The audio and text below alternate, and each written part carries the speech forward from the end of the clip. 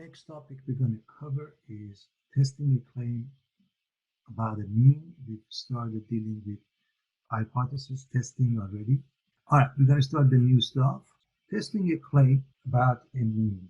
So the key concept is that we are dealing with the population.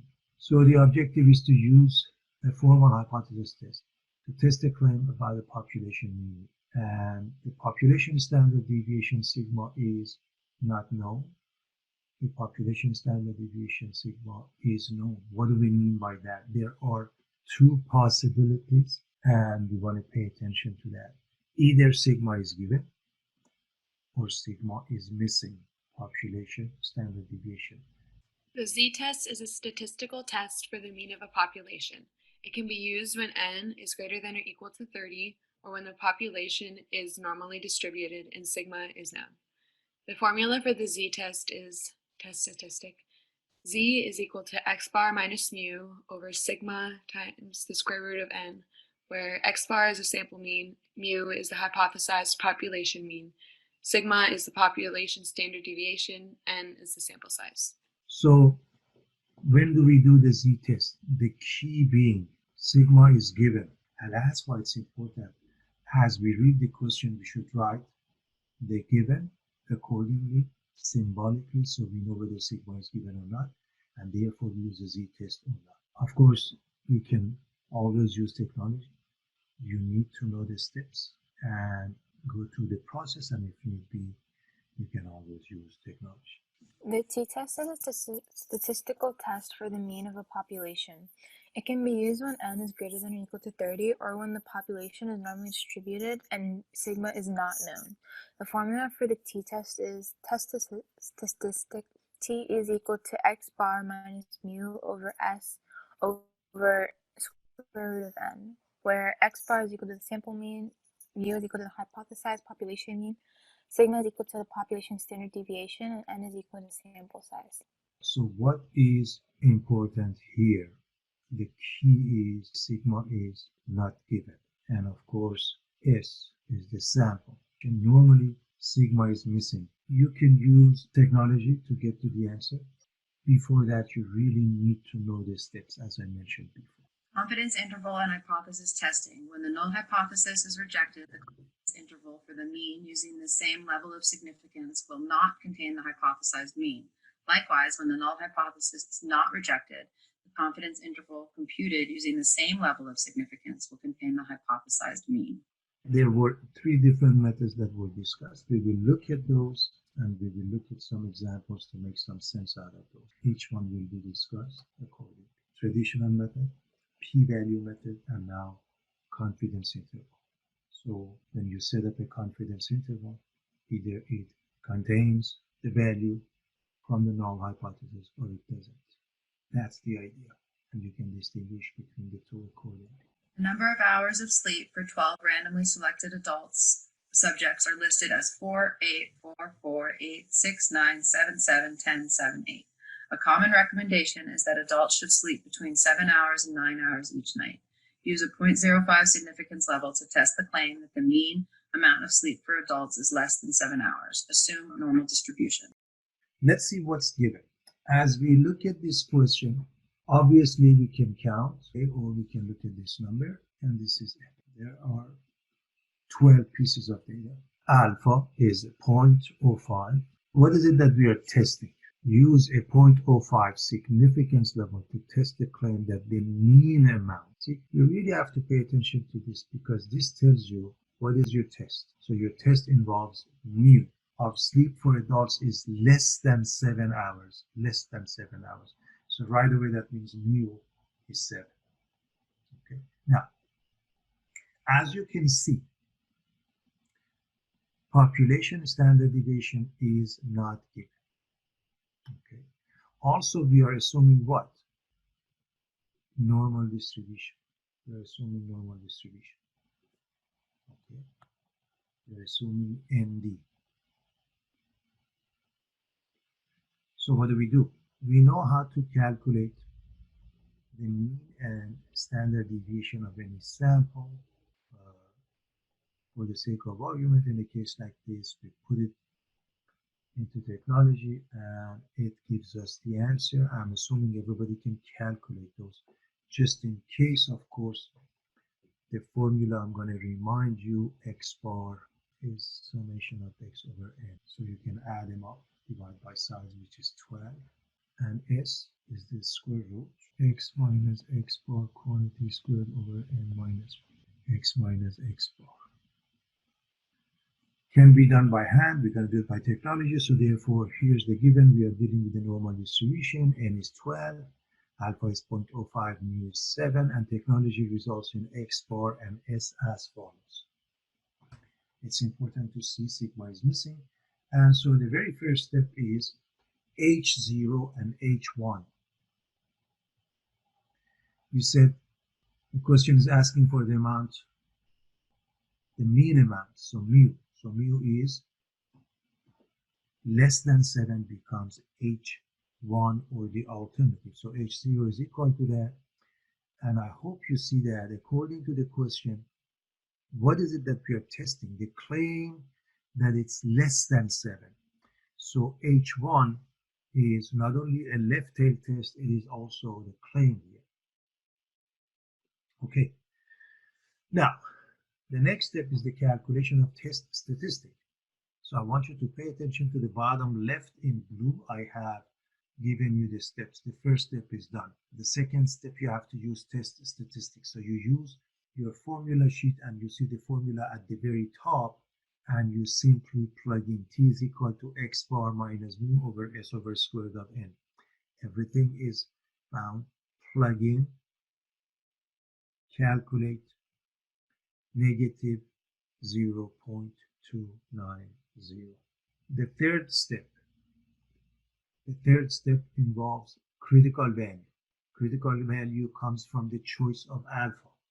Alpha is given as 0.05. This is using the t distribution because sigma is unknown. So we need degrees of freedom, which is n minus 1. And the table. By now, I think we are sort of comfortable with using the table. It results in t being negative 1.796. And so all you have to do, compare these two numbers by looking at the graph. So here's the graph. Alpha is 0.05, critical value of negative 1.796. And test statistic is larger than that. It's to the right of it. It's way into the non-rejection region. Non-rejection region. Therefore, what? Do not reject H0 or fail to reject H0, whatever. Now, when you do not reject H0, in essence, you are rejecting H1. In essence, you're rejecting the claim. In essence, you're saying the claim is false. And now you do the simple writing. So you are going to say do not reject or fail to reject H0. The claim is false accordingly. I hope everybody understands why it becomes false. And the wording, you just use the universal wording. There is, or in this case, there is not sufficient evidence to support the claim that the mean amount of adult sleep is less than 7 hours. Again, this is according to the data. And needless to say, it's a small data, but that's the idea behind the test of hypothesis. We want to find something about the population, and we use sample. We can use the p-value method, okay, just for the sake of illustration. By the way, one is good enough. You don't have to do all three, but for the sake of illustration. When it comes to the p-value, I want to explain that here. The idea is that if I'm interested in finding the p-value, I'm interested in looking at whether it's left tail test or right tail test first. Obviously, this is a left tail test. Therefore, it's to the left of a test statistic. So if I'm looking at this one, Right now, with the traditional method, what did I do? I compared, look at step 2 and 3. I compared two numbers, okay? I compared number negative 0.290 and number negative 1.796. P-value does what? Compares the area. So look at the alpha of 0.05, okay?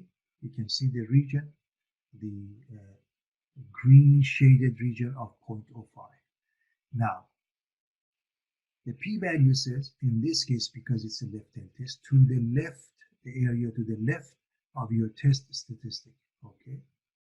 All right, so negative 0.290, if we were to look at this whole thing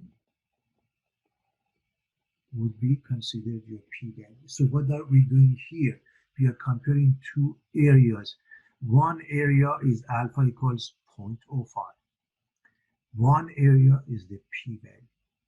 When the p-value is larger than alpha, we are way into the non-rejection region. So do not reject H0. In other words, you better get the same result. But it's important to see how it works. Again, traditional method compares to numbers, p-value compares to areas.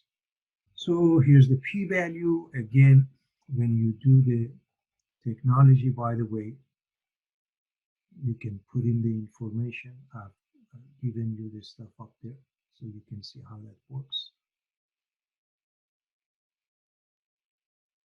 So you plug in and notice the p-value when you go through the technology. And the reason I mentioned that, because especially in the case of a t-table, the table is extremely limited, but you can have an idea of what's going on. But from here, here's your p-value, which is clearly larger than 0.05, and therefore do not, you get to the same result. Do not reject HC. Okay, it's way larger than alpha, which was again 0.05. Now, this is a left-tail test. T test statistic was negative 0.290, and so the p-value is the area to the left of that, and so we found that to be 0.3887 or so as far as the technology is concerned. If we were to look at the table, it tells us that the p-value, and we will look at the table in a moment, I'm going to show you that. Degrees of freedom is 11, 0.290 is less than all of the listed t-values in the row, so the p-value becomes larger than 0.1. We will look at it in a moment. I just want to finish this since the confidence interval, I want to discuss that as well. So we get to the same decision.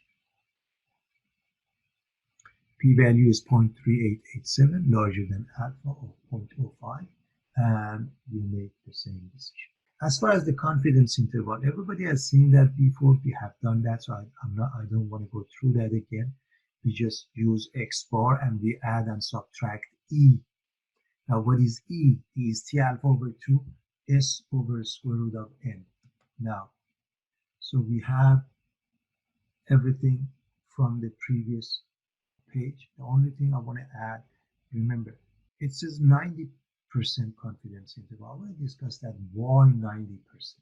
So remember, this was a one-tailed test, everybody. And so if it's 5% to the left or to the right, makes no difference in one side. If you want to compare it to the proper choice of confidence interval, then your confidence level must be 90%. And here's the reason. Let me do the drawing for you. So we had, from the previous page, this area was 0.05 and it was a left-tail test. Now, if I want to look at an equivalent confidence interval, I need to put 0.05 on the right, which results in a 90% confidence level. And therefore, I get exactly the same T that I got over there for the critical value. In other words, the T that is used here now, this T is the same as the t we had in the previous page. Now remember, with the confidence interval we have plus minus, so you just use the plus and you do the work. So when you go through the process, it will result in the following: the t interval 5.8004 to 7.8662. So what happens here? We are 90% confident that this is the interval that contains the true population mean, so you cannot reject H0 according to this calculation. The range of values in this confidence interval contains mu equals 7 hours, so we are 90% confident that the limits of 5.8004 and 7.8662 contain the true value of mu. The sample data appear not to support the claim. In other words, we do exactly the same thing as we did in the previous page. We do not reject H0. I want to make sure everybody understands what the confidence interval tells us. Confidence interval tells us do not reject H0, because H0 mu was 7 and that's H0, and it's in between the two limits. Therefore, all it does, do not reject H0. The rest of that comes as before. Then you elaborate. What does it mean you're not rejecting H0? It means the claim is true or false. If you're not rejecting H0, you're rejecting H1, the claim becomes false, and you know the rest. Let me quickly show you the t-table. Okay, so this is the z-score, negative and positive. So we are looking at the t-table. Okay. We are interested in finding the p-value. We know that degrees of freedom is 11. I want you to look at the degrees of freedom of 11 here. And go across number 11, you see all those numbers. We are looking at this row. So if you look at this row, all these numbers are in this row. What is it that we want? By the way, t equals negative 0.290. That is your test statistic. Your test statistic is negative 0.290. For the sake of the table, you go with the positive one, okay, just because it gives you the same by symmetry, right? So you're looking at 0.290 in essence. Well, it's nowhere to be found, but it's somewhere here is the idea. So if you look at the top, area in one tail. So take a look at the area in one tail. So it's somewhere here, not area in two tails, area in one tail. So look at it. The very first one is 0.005, 0.01, 0.025. And so what is the trend? They are getting larger and larger. So the last one is 0.1, corresponding to 1.363. So what is the one we want? We don't have it, but for sure, according to the table, is larger than 0.1. And that's my point. We may not know the answer from the table, but we know for sure that is larger than 0.1. And in a matter of comparison to alpha of 0.05, that's larger than that. Therefore, we get to the same result. We covered 3 different methods. All of them resulted in the same thing. So in short, traditional method compares 2 numbers, p-value compares 2 areas, and confidence interval either contains the value for H0 or it doesn't. If it contains, don't reject H0. If it doesn't, reject H0. In this page, we have various technologies that give us the answer. TI, StatDisk, Excel, Minitab, StatCron, Human, SPSS, JMP. There are various technologies that they can do the job. In some cases, when they calculate, some of the values may be slightly different, but the point being, technology can always be used. But it is important we be able to do the interpretation and understand what they're doing. All right, here's the next one. The body temperature measured for 106 subjects indicated a mean of 98.2 degrees Fahrenheit and a standard deviation of 0.62 degrees Fahrenheit. Use a 0.05 significance level to test the common belief that the population mean is 98.6. Okay, so let's see what's given. When we start, obviously we see n, with a mean of 98.2. Understand that 98.2 degrees Fahrenheit refers to 106 subjects. So it's important to see this is X bar. And standard deviation of 0.62, again, this is S because it is going back to those 106 subjects. Alpha is 0.05 and 98.6 is mu. So that's very straightforward. I spent a lot of time on the first one, hoping that that gives us everything we need to move on fairly fast with the rest of the question. So now what happens? Let's write the first step. H0 mu is 98.6. But what is H1? Use a 0.05 significance level to test the common belief that the population mean is 98.6 degrees Fahrenheit. And so it means whether it's less than or greater than, it's fine, and therefore it's not equal to. So remember, we want to see that it is 98.6 or not, and we believe that in essence that's our claim. So pay attention to the fact that why the claim goes for H0 and why it's a two-tailed test. All right. Now the next step is very simple. Calculate the test statistic. T equals X bar minus mu over S over square root of N, and we have everything plugged in. It results in negative 6.642. The next one is the critical value. Degrees of freedom is 105, and the table gives you plus minus 1.984. If not, the degrees of freedom is not there, you have to go with the degrees of freedom that is closer to the number you want. This is due to the fact that it may be limited.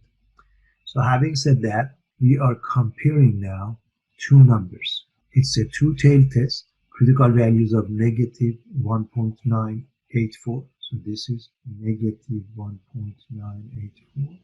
And this is positive there on the right side, 1.984.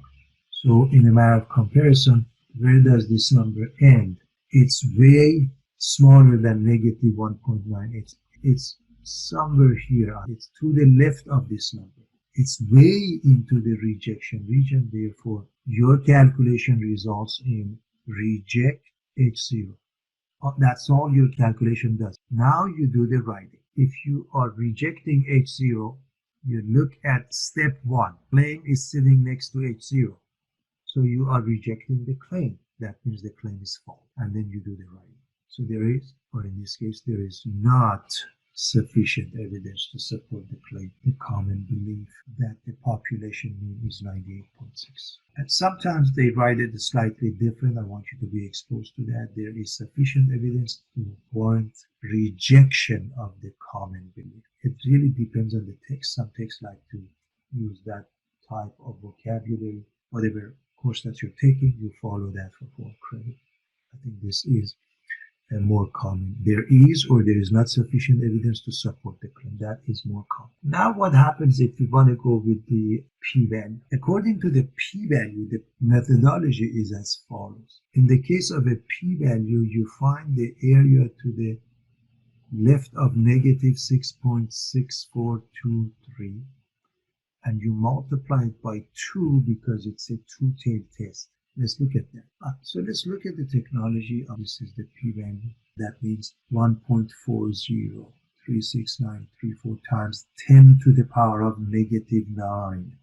And the reason they write it in this fashion because the number is extremely small. So that means 1.4 as I'm going to stop at 404 times 10 to the power of negative 9, which is much smaller than alpha, and you get to the same result. So two-tailed test, the p-value 2 times the area to the left of that. Technology gives you almost 0. If you go to the table, and I'm going to assume by now, after I explained how that thing works, you are comfortable with that. Try it on your own. According to the table, simply the p-value, because of the limitation of a table, you don't have an answer, but you know that the p-value is less than 0.01. So you get to the same decision. Finally, the confidence interval method. uses x bar plus minus e is t alpha over 2s over square root of n. Everything is in the previous page as far as the t, s, and n. Plug in and add up, and if you use technology, you come up with the answer of 98.081 and 98.319, which means we are 95% confident. The true population mean is somewhere in between. And by the way, notice alpha was 0.05. This is a 95% confidence interval. The reason they are complementary, we've seen it before, it's because it's a two-tailed test. So 95% confidence interval for a two-tailed test, it corresponds to the two-tailed test with the alpha of 0.05. And so what happens is that both ends are smaller than 98.6. In other words, the interval doesn't contain 98.6, so you get to the same result. So the range of values in this confidence interval doesn't contain the number. Which number? 98.6. So we are 95% confident that the limits contain the true value of mu, and the sample data appear not to support the claim or the common belief that the population mean is 98.6. In fact, if we were to go with the confidence interval, according to that, it seems to me that since both numbers are less, so the true population mean is less than 98.6 degrees. A researcher wishes to see if the mean number of days that a basic low-price small automobile sits on the dealer's lot is 29. A sample of 30 automobile dealers has a mean of 30.1 days for basic low-price small automobiles.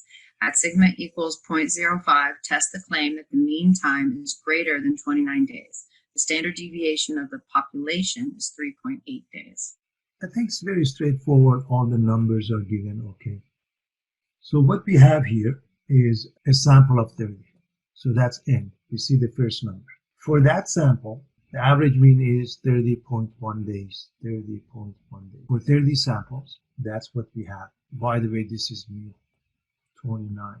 Alpha, 0.05. Tested claim that the mean time is greater than 29 right away, larger than right tail test. And here's the thing, standard deviation for population sigma is given, and that's extremely important because now it means we can use the z instead of t. The first step says h0 mu is 29, h1 mu is larger than 29. Obviously that's a right tail test, and that is the claim as well. Let's calculate the test statistic. Test statistic uses the top formula x bar minus mu over sigma over square root of n. On the left side, when we wrote the given, we have it there, we just plug in. That's all we have to do, plug in. There is not much left to be done. When we plug in, it results in test statistic of 1.5855. The next thing is the calculation of the critical value. So the critical value comes from the choice of alpha, and we go to the z table, 1.645. Alpha is 0.05, z is 1.645. It's one of those common ones. And so take a look, 1.645. Now you compare the test statistic. Test statistic is either to the left of that or right of that. It's to the left, it's into the non-rejection region. No matter how close it is in a non-rejection region, and therefore do not reject H0. And because you're not rejecting H0, in essence you're rejecting H1, and therefore you're rejecting the claim, and therefore the claim is false. So you can write the rest. Do not reject H0, the claim becomes false as a result. There is not sufficient evidence to support the claim that the mean time is greater than 29 days. If you were to use the technology, so it's the z-test, stat test, z-test, you enter the data, mu, x bar, and sigma. You decide if it's right tail test, left tail test, or otherwise. As you can see, if we were to do the p-value, we are interested in the area to the right of test statistic, or 1.5855. Okay, that would be the area to the right of this, and that means the area that covers all of that. From the technology, we get 0.0564, which is larger than alpha of 0.05, and we get the same decision. Do not reject H0. By the way, the reason that it's fairly close to 0.05 because as you can see, the two numbers, 1.5855 and 1.645, are extremely close. That's the reason. A researcher wishes to test the claim that the average cost of tuition and fees at a four-year public college is greater than $5,700. She selects a random sample of 36 four-year public colleges and finds the mean to be $5,950. The population standard deviation is $659. Is there evidence to support that the claim at alpha equals 0.05? Use the p-value method. Again, the key is to see what is given. To check the fee on the average, so that means you're checking the mean or mu, and 5,700 refers to mu. You have a sample size of 36. For those 36, you have a mean of 5,950, that means X bar. And then the standard deviation is for the population, therefore it's safe. The first step, H0 and H1. Mu is 5,700, and what is it that we are checking? Greater. Take a look at this one. That's how you know you use mu larger than that. It is a right tail test. This is the claim. The second step requires calculation of test statistic. So you do that. You calculate the test statistic, which is sitting at the top right. Everything on the left is given. You just plug in, and it results in 2.28. Now, if we were to do the traditional method, we would have to use alpha, which is 0.05, and get to the critical value using the z-table. Fine and dandy, by now everybody knows. But this one, you basically need the area to the right, because it's a right tail test. Test statistic 2.28, and you compare it to the alpha. The area to the right is considered the p-value. So the p-value is the area to the right of z equals 2.28, and it ends up being 0.0113. Now, let's compare to alpha. What is alpha? 0.05. Which one is less? Well, the p-value. Therefore, you reject H0, and you know the rest. So reject H0, the claim is true. There is sufficient evidence to support the claim that the average cost of tuition and fees at a four-year public college is greater than $5,700. Now, what if we had a different alpha, just for the sake of argument? For example, let's say we were doing the same thing, but this time alpha was only 0.01. Can anybody give us the answer? With the null hypothesis, would H0 be rejected? If p is greater than alpha, wouldn't you say that the claim is true, so then you would reject it? No. I'm just talking about part A. Remember, it's extremely important that you ignore the claim completely. You look at the decision. Decision has three parts. All I'm asking is part A.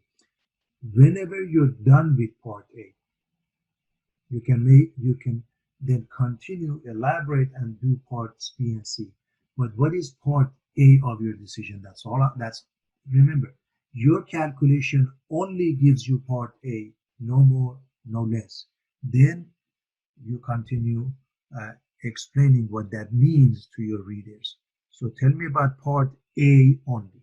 That's what this question is asking. If alpha is 0.01, would the null hypothesis be rejected? Yes or no?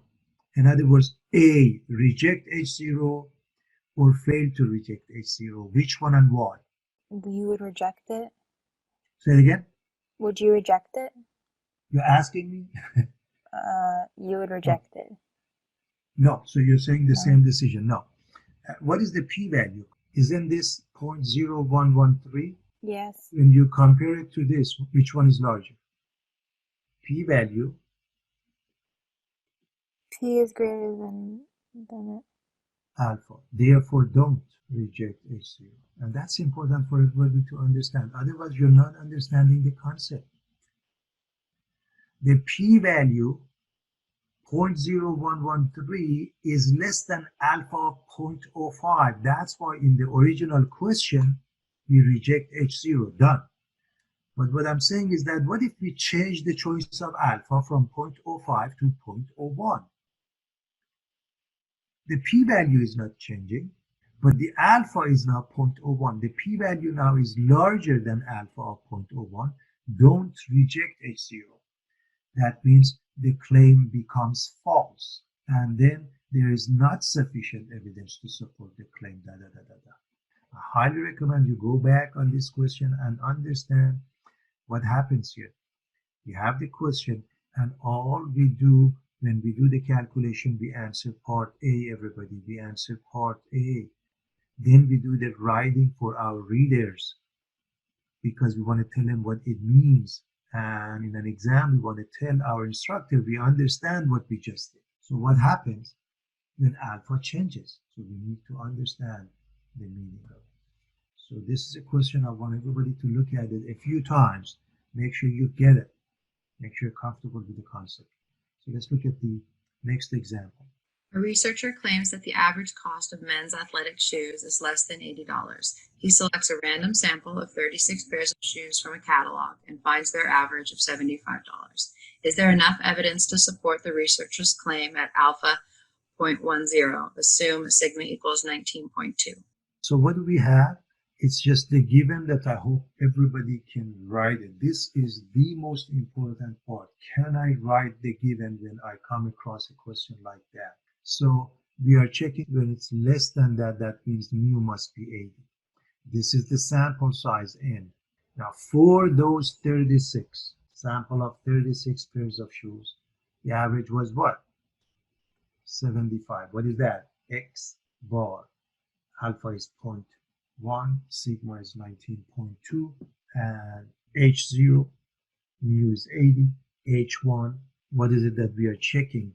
Less than, so mu is less than 80, which is the claim. A researcher claims. So that's our claim. The next step is calculation of the z-value.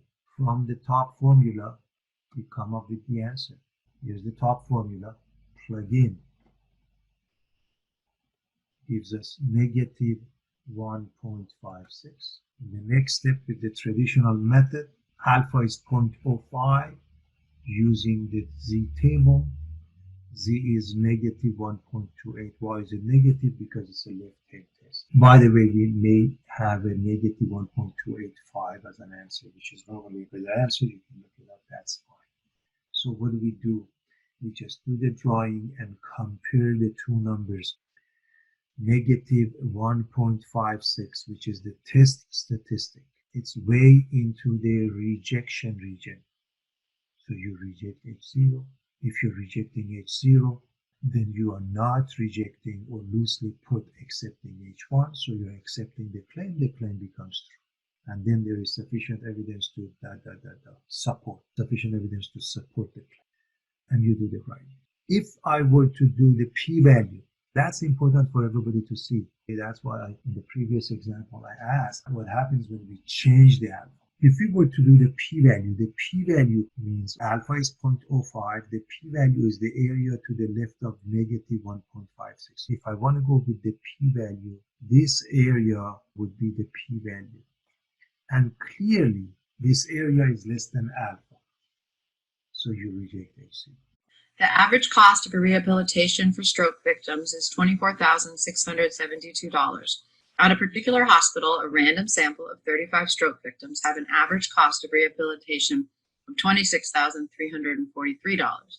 The standard deviation of the population is 3,251. At sigma equals 0.01, can it be concluded that the average cost of stroke rehabilitation at a particular hospital is different from 24,672? So this is me, a random sample of 35, that's N, have an average cost of rehabilitation of this much, $26,343, that's X bar. The population, and that's important, standard deviation for the population, sigma is known to be 3251, 3,251, alpha is 0.01. So can it be concluded that the average cost of stroke rehabilitation at a particular hospital is different So it doesn't say less than or greater than. So it's not equal. So first and foremost, this is what's given.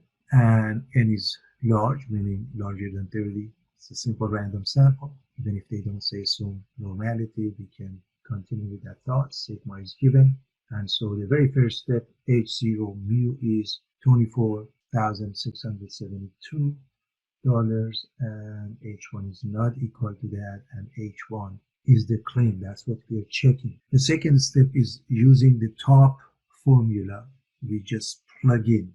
Everything is there. When we wrote the given, we wrote everything. Plug in. So we calculate that as 3.04. The next one is getting to the CV, critical value. Alpha is given as 0.05.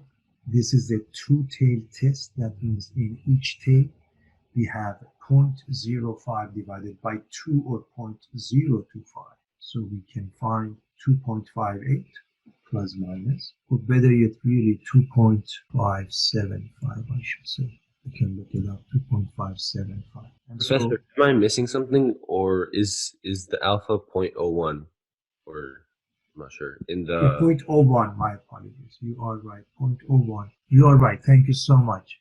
And so this is 0.01 divided by 2, which is 0.005. And the answer is 2.575. And in a matter of comparison, what is 3.04 comparing to those two numbers is to the right of the larger of the two, which is 2.58, which is way into the rejection region. So this number is somewhere here to the right of 2.58. Therefore, reject H0. So if you're rejecting H0, that means you're accepting H1. So we are accepting H1. That means we are accepting the claim. That means the claim is true. So there is sufficient evidence to support the claim, and then we do the writing. So reject H0. The claim becomes true as a result. There is sufficient evidence to support the claim that the average cost of rehabilitation at the particular hospital is different from $24,672. It doesn't say anything about being more or less. It's just different. Needless to say, because this test statistic is larger, probably you could have tested mu is larger than that. Here's the next one. A medical investigation claims that the average number of infections per week at a hospital is 16.3. A random sample of 10 weeks had a mean number of 17.7 infections. The sample standard deviation is 1.8. Use a 0.05 significance level to test the claim. Alpha is equal to 0.05, assume normal distribution. It's important to see what happens here. According to this, the average is 16.3. It refers to mu. We have a random sample of 10. That's n. Those 10 samples had a mean of 17.7, which is x bar. The sample standard deviation is 1.8. That means S is 1.8. Alpha is 0.05. H0, mu is 16.3. And H1, what is the investigation? Is that the average number of infections per week at a hospital is 16.3. That is the claim. So the complementary event would be it's not equal. So take a look at the claim, and therefore you should be able to come up with the proper alternative hypothesis. With that being the case, now we use the top right formula to find the test statistic, which is x bar minus mu over s over square level. We just plug in, we do the math, it gives us a number, 2.46. The next step is to find the critical value. So the critical value comes from the choice of alpha. Alpha is 0.05. We are using the t distribution because sigma is missing. Therefore, we need the degrees of freedom of n minus 1, which is 10 minus 1. It's a two-tailed test. Alpha of 0.05 in two tails. The result is 2.262 plus and minus. Therefore, if we do the drawing and comparing, this is what we get. So now what happens? Compare the location of test statistic to the two critical values. It's way into the rejection region on the right side, everybody. Way into the rejection region. So you reject. What do you reject? You reject H0. And then you elaborate. Now you go look at H. Look at the very first step. If you're rejecting H0, then you're rejecting the claim. The claim becomes false. There is not sufficient evidence to support the claim. Or, this is another way, I put this on purpose so you see in case if it's slightly different how you put it. There is enough evidence to reject the claim. I'm giving you different wordings because it really depends on the text that you're dealing with. So one more time. Normally we would go with there is not sufficient evidence to support the claim. There is not enough evidence. There is not sufficient evidence. But in this case, you may see there is enough evidence to reject. That's why I put the reject in red. So I want to highlight that, the difference between the two. And in essence, we are giving the same sentence. Let's look at one more example.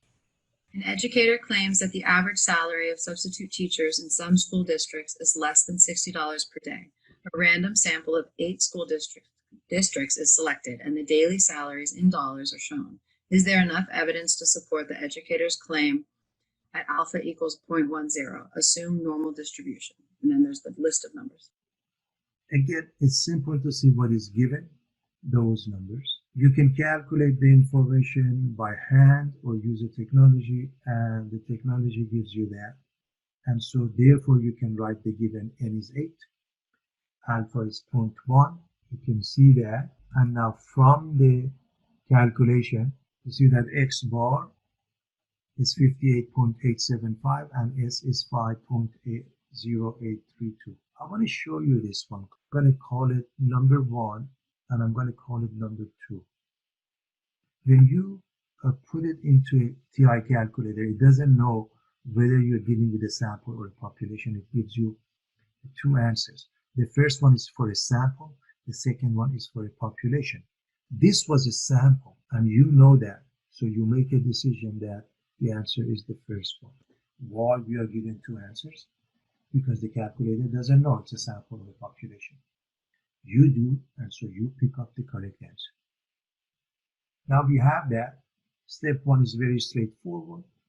Mu is 60, H0, and H1 mu is less than 60, which is a left-hand test and the claim.